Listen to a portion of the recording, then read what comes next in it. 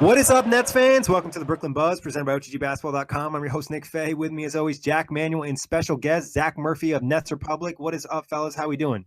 Could be better. Still doing all right, though. At least we're not a Wizard fan, guys. True. Yes, that's very true. Very true. But, you guys, like you mentioned, Nets Rockets 111-119 loss in a game that I'm sure we felt like we could win. Really nice start in that first quarter, and then things kind of went wrong the rest of the way. What were your initial takeaways from this one, guys? Initial takeaways in that first half and mostly that first quarter and start of the second quarter, we were getting everything. As Iron Eagle said, notoriously, it was a layup line out there. And that was, I love it when Joey Buckets is getting to the rim, when Rondé is getting to the rim, when Scalpel, Spencer Dinwiddie is getting to the rim. I think that's when we play at our best, because even then they're going to start to double us and we can kick out to Crabbe, or if he's feeling it, or anyone to the three. And that's when we really piled on that lead in the start. I think things just got a bit stagnant towards in the third quarter, end of the second quarter. Those two Chris Paul threes at the end of the half and the quarter, like, seems to every game we play, it always seems to be like we give up a shot right at the end of the shot clock of the half. And that, I'm not going to go into that. I'll get too riled up, but I don't know. I think we played okay. We just kind of lost our hot streak towards the end. Yeah, it's cliche time, lads. Taylor two halves. I think that was basically hitting on what sort of Zach was saying. We started off well. Chris Paul was just hot, mellow. We just left him wide open. There was just too many lapses, and you can't do that against a team, despite the fact that they're struggling, are a playoff ready team, are a championship contending team when fully healthy and when everything's going right. We did enough good things, but it wasn't balanced up enough by the stuff that we did wrong on both ends of the floor. I think it was just too many things. Like, if you go through the entire four quarters, I'm going to be doing a piece for NetsRepublic.com. I just don't think that there's going to be enough good stuff from like Caris LeVert, Joey Buckets, Dudley, all these guys who did some nice things out there. It was outweighed by some of the poor things by Coach Kenny and some of our guys, through the third and fourth and late in that second. Yeah, it honestly almost had a similar vibe to the Detroit game, except they didn't come back at the end. Really nice start in that first quarter. Midway through that second quarter, things went really bad. Third quarter, not very good. I think the Rockets outscored the Nets by 10 points. And fourth quarter was pretty even. Nets couldn't make plays. And like you said, Jack, a lot of mental lapses, a lot of defensive mistakes, miscommunications, like we talked about off the pod. 6 for 9 for Carmelo Anthony, a lot of wide open threes. Just too many wide open threes for a lot of these Rockets players, especially guys like Gerald Green, who had a couple open looks. He didn't even knock them down. So I think they needed to be better. And when the Rockets really turned up the physical play in the second half and started switching almost on everything and disrupted the Nets offense, they didn't have an answer and they didn't really know how to react. And do you guys think that's more on Coach Kenny or more on the players not reacting, or a combination of both? I'm pretty sure it's a combination of both. We do have some shot creators now. LeVert's coming in, Dinwiddie showing what he can do. But I think D'Angelo has a pretty short leash, as I've been saying. As of late, I think Kenny Atkinson likes to let Dinwiddie and Caris play a little more, and if they turn it over, it's kind of okay. But the second, like, D'Lo would get blocked or anything, he'd be yanked out of the game. And his 12 points all came in the first half. Didn't see any minutes during the fourth quarter, and I think in a stagnant game where we couldn't get anything going, our person to go get us buckets was sitting on the bench, especially in that fourth quarter. So it's definitely a combination of both. But yeah, it's at the end of the day, even if our shots aren't falling, we've got to make up for it on D. And as you've pointed out, Nick, too many open looks from three, especially from a Mike D'Antoni-led team, where we've set records for shooting threes in the past. We just can't leave them open. Yeah, I think it was more on the players and the coaching staff. I think the coaching staff had some probably, other issues in terms of rotations and stuff. But in terms of being able to react to what the opponent is giving you, I think that the Nets they just didn't do it. They were having it, like Zach was saying earlier, having a really easy time getting to the rim in the first half. But when, like you said, Nick, they ramped things up and, they shortened the rotation a little bit. Coach D'Antoni, he didn't play any minutes for Gary Clark and Michael Carter-Williams, these sort of guys who aren't, going to add you any value, especially to a team that has very high aspirations. you tighten the rotation, give those minutes, give 35 minutes plus to Melo, Gordon, Tucker, CP3, and Capella. That's when the Rockets sort of go, okay, we're the experienced team here. This is where we get it done. And I think the Nets just didn't react, whether that was through lack of experience, whether that was through lack of leadership. I think that you can only really ask the players, and I think it's hard to sort of pinpoint. I think it's just one of those days where, the Rockets were a better team, and when they're better, they're just a far better squad than the Brooklyn Nets are. Yeah, and obviously Chris Paul had a big time performance trying to will that team to win. Now, Jack, you mentioned rotation. What do you guys think is the issue? Is it, guys like Karis LeVert not getting enough minutes, or, some of the players getting more minutes, or it's just a subs he made, taking Jared Allen late in that game, putting Rondae Hollis-Jefferson? I know, Jack, you mentioned Ed Davis not getting enough playing time. What's, the key issue rotation-wise for you guys? It kind of seems to, as I've talked about, it kind of seems to be inconsistencies by Kenny Atkinson. He kind of seems to favor other players over some. So I think it's not over necessarily minutes. It's also touches and shots. Like, if Alan Crabbe's not feeling it, he shouldn't be bombing up so many shots and taking them away from like Jared Allen or Karis or Joe Harris, who are all kind of feeling it. To have D'Angelo play the least minutes out of any starter with 22 minutes and have Dinwiddie off the bench, Crabbe off the bench, playing more. I don't know. I think also with our injuries, with Damari and Rodion when he's fully healthy, and Trevion Graham, I know Kenny likes him. I almost, it's a good problem to have, but I almost feel like we're too deep. I think, and Alan Williams too. I think I wouldn't honestly be surprised if we bundled two players, 3 players, and maybe that Denver pick, and traded for one solid player. I think us having too deep, we're spreading the minutes too far. I know Kenny said that he likes to play 9-10 people, but I don't know. I made a statement saying that I think Rhodey could have played today. If he was available, then I don't see why he shouldn't have played in that third quarter to be a spark plug when we were really stagnant. I don't know. I think it's a good problem to have that we're too deep, but I don't know. I think overextending Rodion, especially coming back from his first ever, NBA injury, I think it's fine not to put him out there. But I do agree, Zach, with what you were saying about Alan Crabbe. Not so much not Shabazz Napier. He was awesome for us today. I thought Spencer Dinwiddie, because Spencer has something that D'Lo doesn't in terms of his ability to get to the rim. Him and Karis have some real craftiness, speed, and strength, which I think D'Lo is a little bit more tentative and sort of sells for his floater game a little bit too much. But early on in the proceedings, he wasn't. He was getting to the line, and he was sort of cooking on Michael Carter-Williams and some other guys. So I agree with you in the Alan Crabbe sense, but our reserves were pretty admirable. I think one day he's still working his way back, and we love what he does in terms of energy and stuff, but he clogs the floor. And, as soon as you saw that 3 go out of him, out of his hands, you knew it was going to be a brick. And that's no slight in. There are plenty of players in this league who can't shoot the 3 ball, but they make up for it in other ways. And Rondae did. He had some nice, and one sort of plays.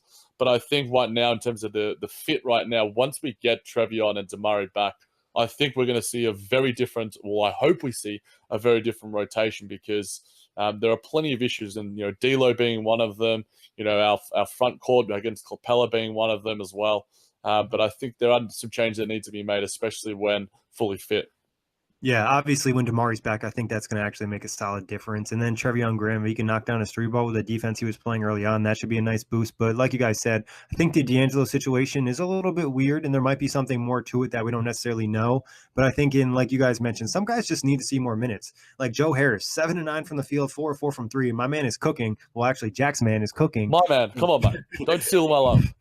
And 4 assists, too, because I thought Joe Harris was very impressive tonight, driving on Clint Capella a couple times, too. Like, this is a night where, I know he played pretty big minutes against Detroit. Give him up to 36. Same thing for Karis LeVert. I know Zach mentioned the shot attempts for players. I think some of it's them being more aggressive, but also the coaching staff kind of tell them, especially Karis, too, 10-17 from the field, 4-6 from 3.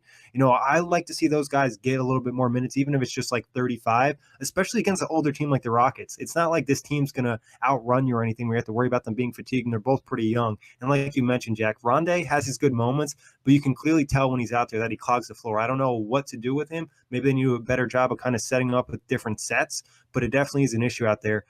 Are you guys concerned with Alan Crabbe? I know Jack and we've been talking about it a little bit. Obviously, this is another game, 2 of 7 performance, 1 of 4 from 3. The jump shot just doesn't look as confident.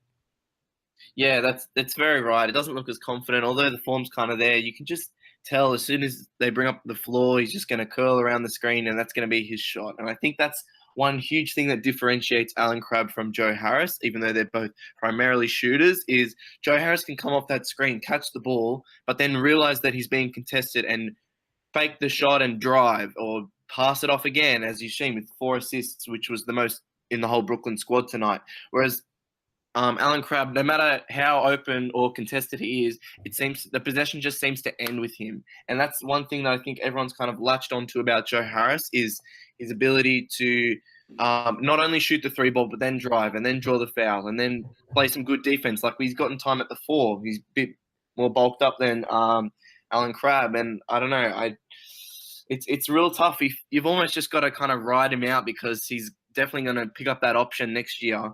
He's playing like this for 18 mil, I believe.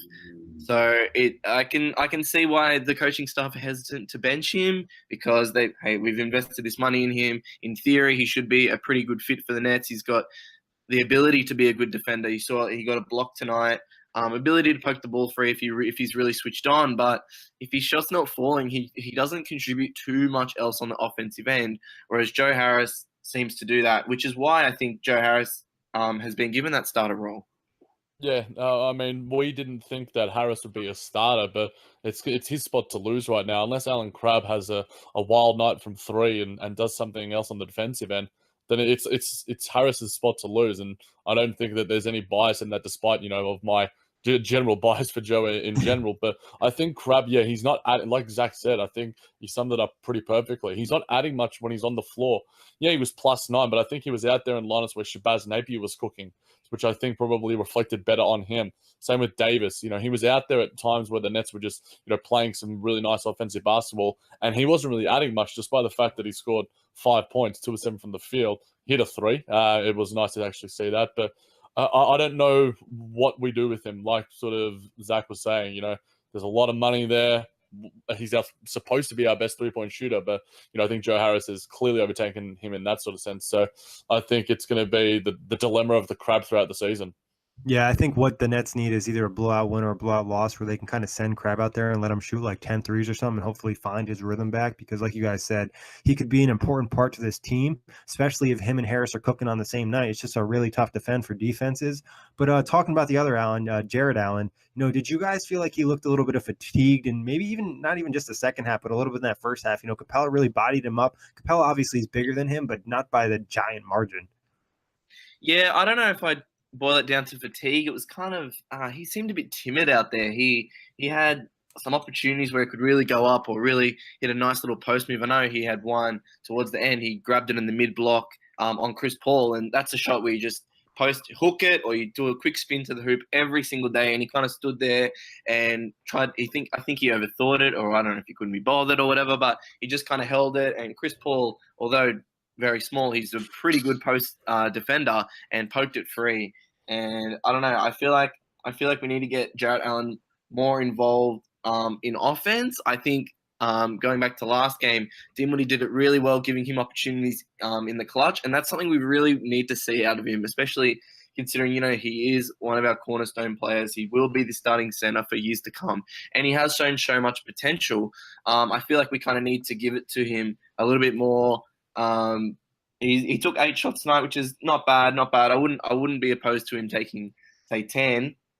But yeah, I think he was a little bit fatigued. He is still quite young, but I think he could have been a bit more aggressive and assertive. I'm going to put it out there that I think he's a little bit timid due to the fact that of his free throw struggles. I don't think he wants the ball as much. Last season, he shot the ball so well from the charity stripe, 77.6%. This season, he's below 55%. So I think that's having maybe playing into his head a little bit in the fact that, he gets fed in the post. He's got the mismatch. He's like a foot taller than Chris Paul, 1.5 feet taller than Chris Paul.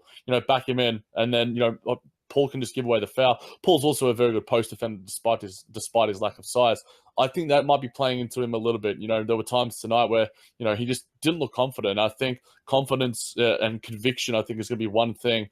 If you're missing your free throws, so be it, but he's shown before he should have the confidence in himself, the fact that, if you can shoot over 75% on an entire season, you know your form is there. You're going to have lapses, ups and downs. That's one thing I think Karis LeVert has learned over, from last season going into this season, that he has his ups and downs, but he knows he can impact the game in a multitude of ways. So I think that Jared Allen needs to sort of back himself in, because we Nets fans love him. I'm sure the coaching staff do as well. He just needs to have that confidence in himself and sort of change that timid nature to a bit more confidence and gritty. Yeah, no, that's actually a really good point, Jack. The free throws could be a concern, but obviously fouls are still valuable to the team, even if you do miss the free throws. And like you guys said, just being more confident down there. We don't care if you really miss the shots. Like a good layup from a 7-footer with a great wingspan, inside the paint, most guys aren't going to block it. You're going to have a good chance of kind of laying that in. So I would like to see that more. Touching on LeVert a little bit, this obviously is career high tonight, 29 points. What did you like what you saw from him tonight? He was assertive. He attacked the rim and he seemed to kind of get whatever he wanted. He seemed to slither past Capella and PJ Tucker on some good little moves to the basket, nice little up and unders. I think he's shown so much confidence in, it's not necessarily the mid-range game. It's kind of like the soft little floater, soft little touch around the rim. I really, really like it. Again, and that confidence, he's been shooting so many more free throws than he was last season. He's been taking those open threes and he's been making them, and like his CL smooth, like it looks good. His jump shot looks good. Just really quickly as well, like free throws, going back to what Jack's spoken about, I think D'Angelo also needs to really kind of get to the line. If your shot's not falling, you have the ability to create little space and draw contact. I feel like he needs to go to the line a bit more, especially when he only shot 2 of the night, and on shot 5 of 14, I feel like he can get to the line as well. But not to take away anything from Karis, he was showing awesome tonight, 29 points, got a few assists as well, but 3 steals, and that's what he's kind of brings him like a tier above most people on this team. Is his ability to not only dribble and shoot and pass the ball, but it's to also poke the ball free and play tenacious D. And I think that's a huge asset to have a good, reliable two-way player in this league. Yeah, his footwork is just gone leaps and bounds. And a lot of the times I remember speaking on the Buzz last season, he was like a deer in headlights in transition. And when he had the ball in his hands, he would want to do too much. It's like his mind was moving faster than his body would allow him. Now he just has this composure where you're like, oh, well, he's going too fast. What's he going to do here? He's just going to stop, prop, move it, do a little pivot. And he just looks so composed, and his strength, all of these different attributes that we know Karis has, he's showing it out there on the floor. Touching on the D'Angelo Russell thing that Zach mentioned as well, I think with the fact that he has such a nice floater game, such a nice mid-range, it sort of prevents him from getting to the line a little bit. I spoke about it following one of the preseason games that sort of in one of the closing plays, he tried to yak on was it Cornette or whoever it was, one of their bigs, and he didn't make the play, but he got the foul. And that's what I was sort of really encouraged by. I think that I don't know what it is with Kenny right now in the fact that he's using LeVert perfectly, but why? Obviously, the numbers aren't really reflecting well in terms of LeVert and D'Lo out on the floor together. But I think in such a small sample size, you let those numbers play out a little bit for a certain extent until it gets to the point where it's like, okay, we need to change things here because, LeVert and D'Lo are 2 higher ceiling guys, to a lesser extent Jared Allen, but they're going to be, cornerstone pieces, if they ever reach their fullest potential. So obviously we want to see D'Lo out there for larger stretches. It just seems like Coach Kenny doesn't know what to do with him, or maybe he does and we just don't know. Yeah, it's definitely a really interesting situation. Just to touch on LeVert real quick, Jack, you pretty much nailed it. All the things that he kind of worked on, the balance, the composure, the patience inside. And one thing, even when he doesn't score, he's done a good job of passing the ball out. Last year, he would get in the paint. He'd always try to put it up or take a bad shot. Now he's definitely a lot more controlled. And like you guys said, I'd like to see D'Angelo. I think one thing he can do, we know he's not the greatest athlete, but his fake game is amazing. He gets people biting on fakes all the time. Be a little bit like James Harden. We talked about this in the past, Jack. Get your hands in there, try to force a foul, force the refs to make a call, especially like Zach said, when you're not hitting your jump shots. Yeah, that's very true. And like last year, he seemed to nail those 3-point, getting fouled behind the 3-point line a fair bit. And yes, his floater game, his little push shots are amazing, but all he has to do is fake one, and someone's going to jump.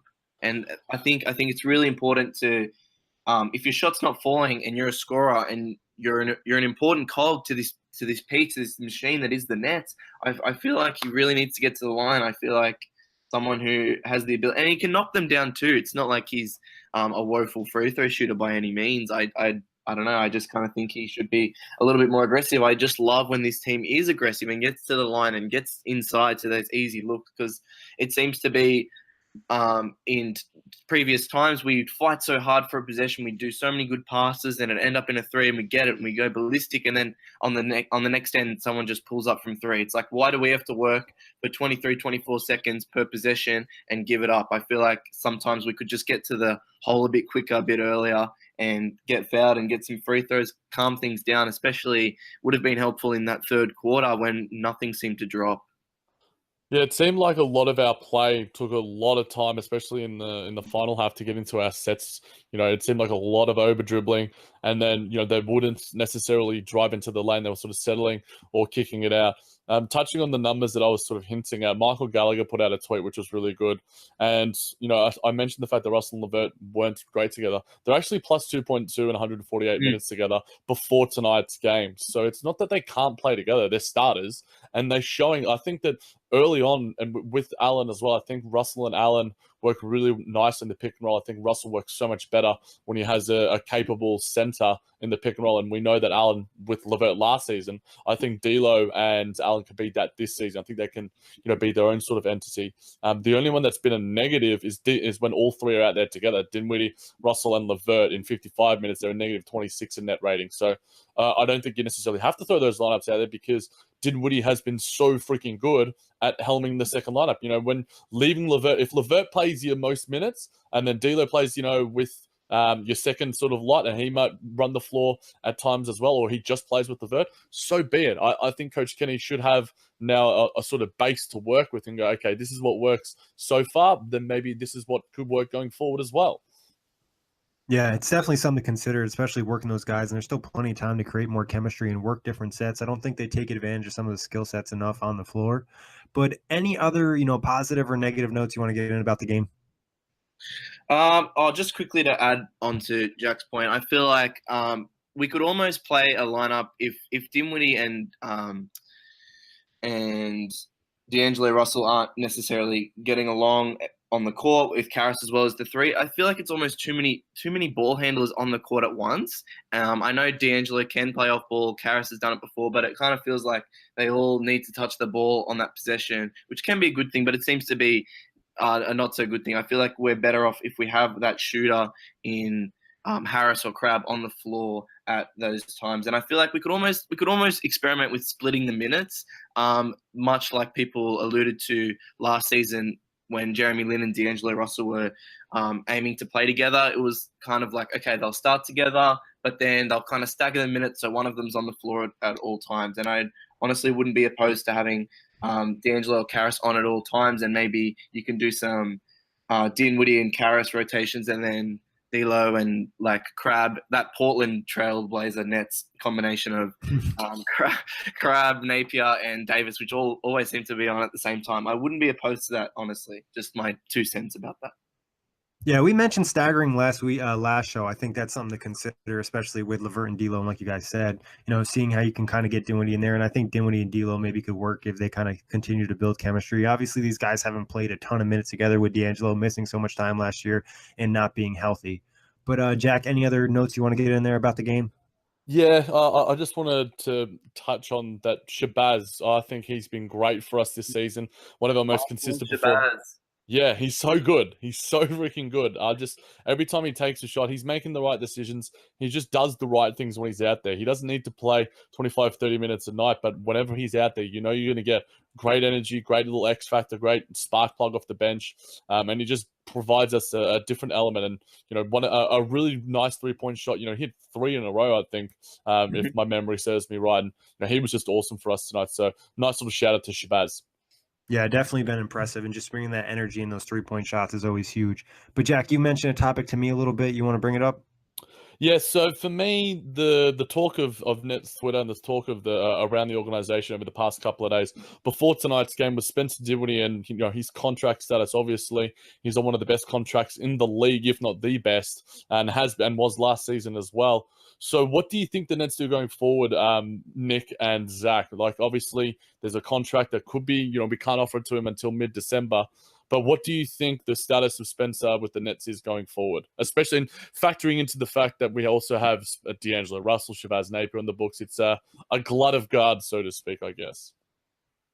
Very true. I kind of feel like we've got to wait to see how it pans out. I feel like if we are kind of tailing out and we don't think we can land those free agents, those max signings, then I wouldn't be opposed to offering him 10, 11 mil. I feel like that's a solid amount for someone of his caliber and someone who can handle the ball so well and have so much poise as shown with his assist turnover ratio last year. He needs to pick it up a little bit this year, but I wouldn't be opposed to bringing him back on board, especially with his nice redemption story, and he seems to really enjoy being around these Nets. But if he's offered much more than we can take, then we got to let him go. I feel like a big question for me as well regarding contracts and re-signing is Rondae. I feel like he is such a unique player that it's really hard to gauge what his value is to other teams. Like he does so many crafty, nifty little things, but he obviously does have flaws in his jump shot and stuff. So I feel like with him as well, it's hard to gauge whether we'll re-sign him or maybe bundle him with a vet or whatever and try to trade him off by All-Star break. And D'Angelo Russell, it's tough. It's tough. You know the ceiling's there. You've seen the flashes. You've seen him be the closer, but I don't know what it is that Kenny's feeding him or telling him to keep him out of the game. Maybe it's all just strategic and he's just lowering his value so we can re-sign him for less. If so, then Kenny Atkinson is a genius. But I wouldn't be opposed to offering him, say, 15, 16 mil. I feel like if it's any more than that, it's a different story. I think the main thing is going to be the storyline throughout the season. You know, it's Dinwiddie and D'Lo kind of almost against each other for who's going to get the bigger contract. Obviously, we know D'Angelo has a more potential than Dinwiddie, but Dinwiddie's been kind of proving it more out on the court and kind of obviously has more trust from Kenny. We don't know what the reasoning is why, but Dinwiddie's a guy you can see on your team doing a lot of team-like things, and D'Angelo has these struggles. You know, I know people have criticized Kenny about the minutes, but some of it is D'Angelo. We've seen a lot of these weird shooting nights, 5 of 14, 1 of 5 from 3. You know, the coach cannot put him in a game, but he still has to make shots when he's out there. And like we said, he has to hit to the free throw line. He still has to earn that contract. I know the Nets would like to keep him. They obviously made the trade for him. Thing for Spencer, too, is like, you know, teams are going to be interested in him, but I think they should be able to retain him. He seems very interesting coming back. And even though they were to sign the big, you know, free agents, I believe they had Dinwiddie's bird rights so they could go over the cap to keep him. But I think the major storyline is D'Angelo versus Dinwiddie, and just to touch on Rondae a little bit, I think he's a guy we have to see him get 100% healthy, and we'll have a better idea of what his value is, because right now he doesn't look quite as springy. Yeah, I agree with all the points that you guys made there. Spencer has said and has been quoted saying, you know, if he is offered a contract from Sean Marks, he would take it. And under what the current, you know, sort of CBA is, he can be offered a 4-year, $47.5 million contract. And that's a bargain for a guy of Spencer Dinwiddie's stature. It's a nice contract for the Nets. It is. Yeah. You'd like to have sort of around that sort of mid-range, you know, Joe Harris is, you know, those sort of mid-range contracts. So then you can sort of, but it's also, it factors into the, we have, you know, so much space for free agents as well. So do they want to spend that on a guy like Spencer Dinwiddie? For me, I would, because at that value, he's still an asset going forward no matter what. You know, I'm not as high on the Nets' chances in free agency and luring, you know, Klay Thompson, Kevin Durant, Kawhi Leonard, whoever you want. I would much rather keep developing from within. And Spencer Dinwiddie, at 25 years old for the next 4 seasons, shows no signs of slowing down. And, you know, I put out as my first ever piece for NetsRepublic.com as Spencer Dinwiddie as a 6th Man of the Year contender in September. Not tooting my own horn, because I also did say that the Wizards would be a 3 seed for OTGbasketball.com. But thanks for giving us the lesser take, Jack. No, I'm just kidding. I can't help it, mate. Sometimes it's just the way my brain's working on a certain day. But Spencer, and I think Zach mentioned a little bit earlier about his sort of assist to turnover ratio.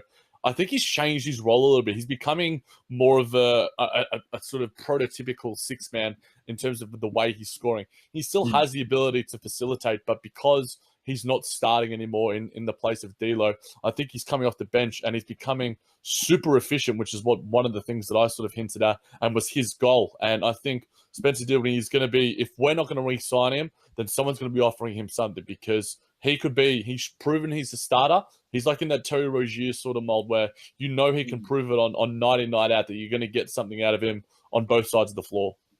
Yeah, definitely. It's been really impressive, and it's nice to see his game grow a little bit. And I think there's even a little bit more he can add. And I think shot selection at times can improve. Obviously, he's been great at hitting bad threes, but sometimes it just need to kind of get to the rim and do a little bit more. And you mentioned going against second unit, like he killed Isaiah Hartstein tonight. Like any Yeah. backup big, he's probably going to beat him in a one-on-one situation. So that's really good. But guys, just to touch back to D'Angelo. What do you think is the main issue? Is it Kenny? Is it D'Angelo's play? Like, what do you think is going on with him? Why he's not having a successful start to the season, or he's been having? I don't even want to say successful because he's just been hot and cold. Yeah, it's so hard to pinpoint exactly what's really going wrong because you have those nights and he kills it and he's doing awesome. Then you have these nights where tonight he's doing okay, but he's just getting pulled and doesn't have the minutes to kind of really earn his spot back. I feel like it's not. I don't know. He's kind of cleaned up his shot selection a little bit better this year. He used to kind of get that pick and roll and then pull up like on the free throw line inside the little semicircle. He used to do that day in, day out last year. I honestly can't recall him doing that once this season so far. So it's good that he's kind of getting closer to the rim and getting those little floaters, or he's doing those catch and shoot threes, which is obviously a big part of what we like to do in Brooklyn. So you can't really pin it down to shot selection, which is what a few people were saying last season. They said, well, we try to eliminate the mid-range game. Why is D'Angelo just shooting all these mid-ranges? Of course, he's going to get pulled. So that's kind of there. He's shown improvements on the defensive end against the ball handler. He's gotten a few steals. I'm not sure if he got any tonight. I can't remember. I don't think he did. But in nights previously, he's been poking the ball free with Karras, and that's been a real big improvement as well. So it's kind of hard to say. It's just I don't know. There's a few possessions where you kind of know that okay, this is going to be D'Angelo's 10 seconds with the ball, he's just going to pull up a shot here. And more often than not, it doesn't go in. So maybe you can pull it down to those. But then you see Spencer jacking up those long-range threes as well. So there's arguments for and against everyone. So it's really hard to pinpoint. But I'm not sure what his reasoning is necessarily for him having a hot and cold start. Maybe he needs to try it with some new lineups. Maybe he needs to Kenny just needs to let him play like 36 minutes one game against a bottom feeder team and see how he goes. But it's really hard to tell at this point.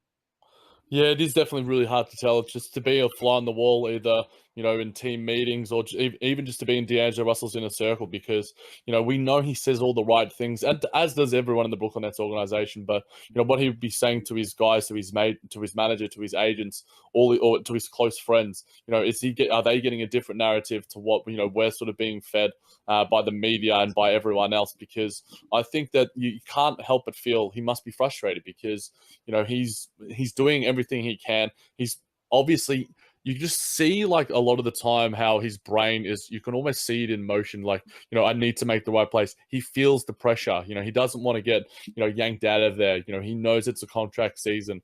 Two of his best buds have heard their max contract extensions as well. I think D'Lo has value in today's NBA. It's just about like what his ceiling is. And on Brooklyn right now, he's in the best possible scenario to achieve it.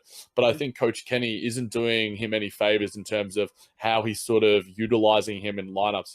We talked about in our player preview series, Nick, what do the coaches need to do for him? I think Coach Kenny needs to look at himself a little bit, look at himself in the mirror and go, okay, what do I need to do to utilize this guy and to get the most out of him? Because right now it's not working for me. And, we need to be honest with each other. Maybe they need to just have a sit down and sort of air it all, have one of those sort of sit down meetings. Obviously, it's not going to get leaked to the media because the Nets aren't that type of organization. But I think there needs to be some home truths on both sides, because right now it's not working on either side, and it's starting to affect not only D'Lo's play, but it's affecting Coach Kenny's stature and it's affecting the team play overall.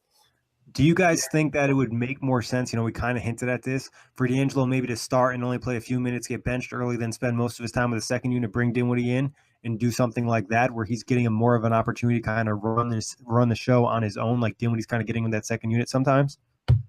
Yeah, I honestly wouldn't be too opposed to it because I think that can obviously help up build his confidence and maybe get his percentages. He's not shooting very well from the field, but I think that could be a huge improvement. But I think another big thing that we're not really Jack mentioned it briefly, is how we play with D'Angelo on the court. So most of the time we like to play, off ball screens and pass around the top of the key, and then something happens.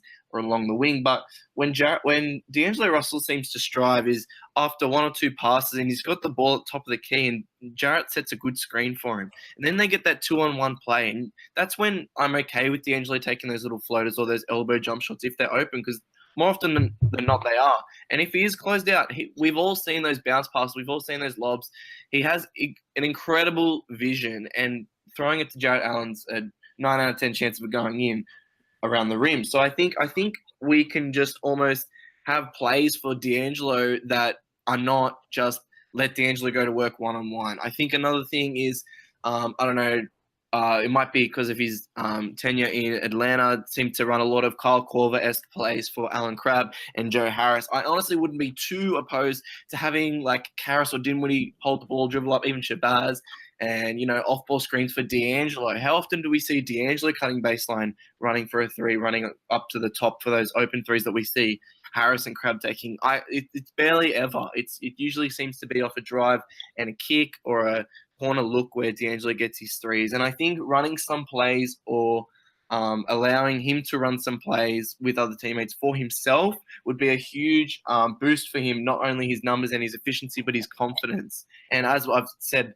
4 or 5-fold tonight, assertiveness is everything. So I think that'll be a really good way to get him really back into the rotation, back into that star role that we know he can have in Brooklyn.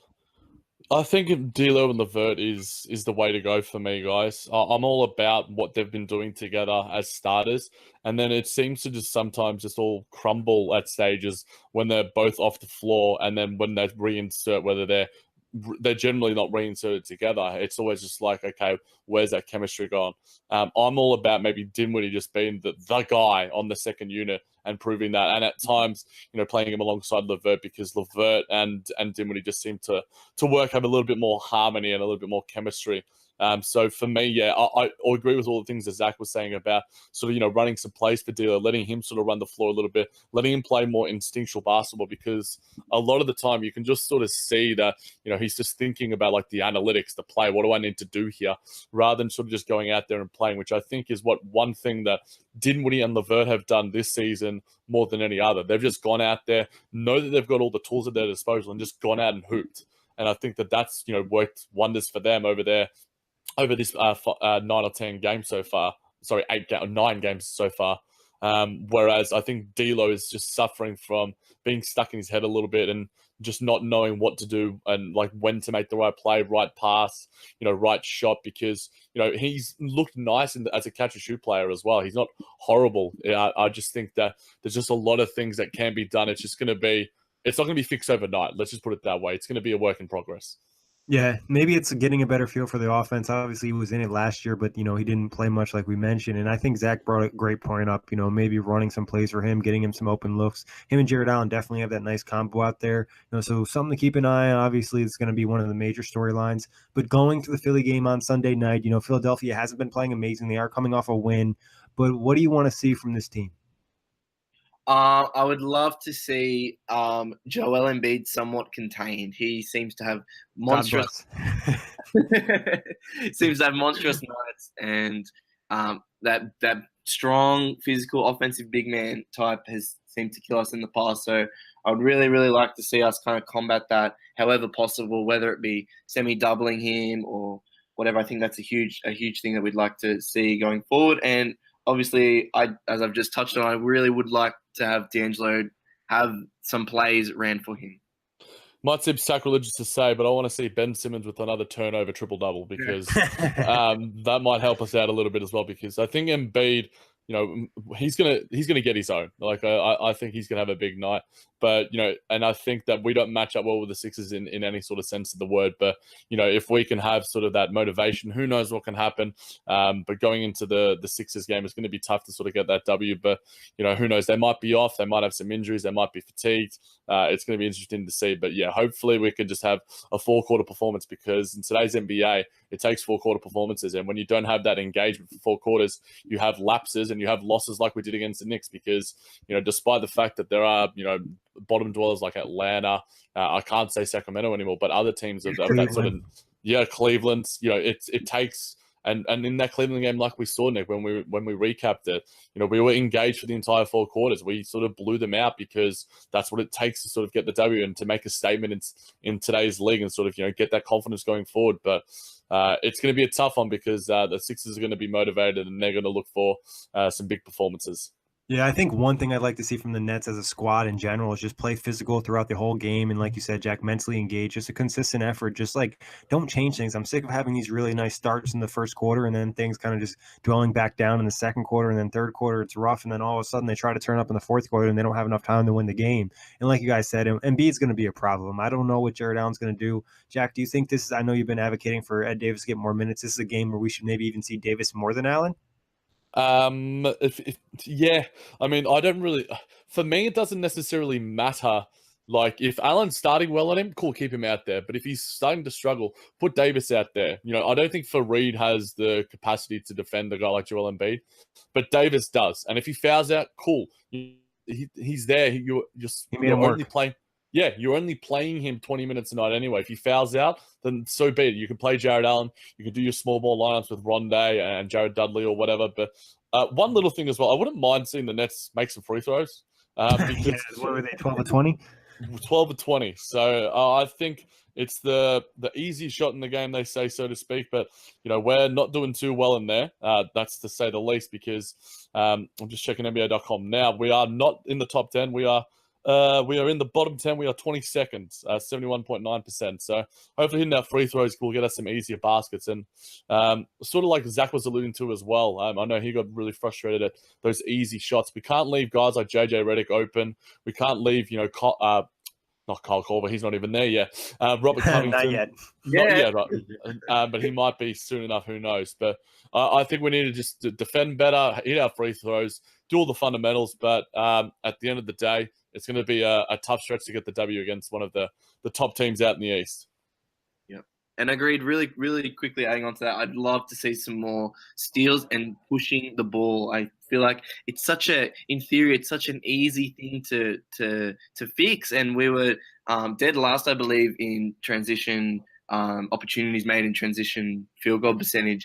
And if we can get Karras running, and we can get those cutters, Rondé running, easy points, we always seem to be on the receiving end of those easy buckets, as I was talking about earlier. We have to work 22, 23 seconds for a good shot, and they come down and they nail a three, or like Covington or Redick or whatever will just nail one. And I feel like if we can get the ball like tipped away from those guards, then we may have a chance. You never know. Yeah, no, I think the pace is definitely something to keep an eye on. And like you said, I think another thing is, finishing transition opportunities. Too many times this year, we've seen the Nets have a one-man advantage and them not be able to convert it into a field goal. I know there was one play where Rondé missed Levert on a oop.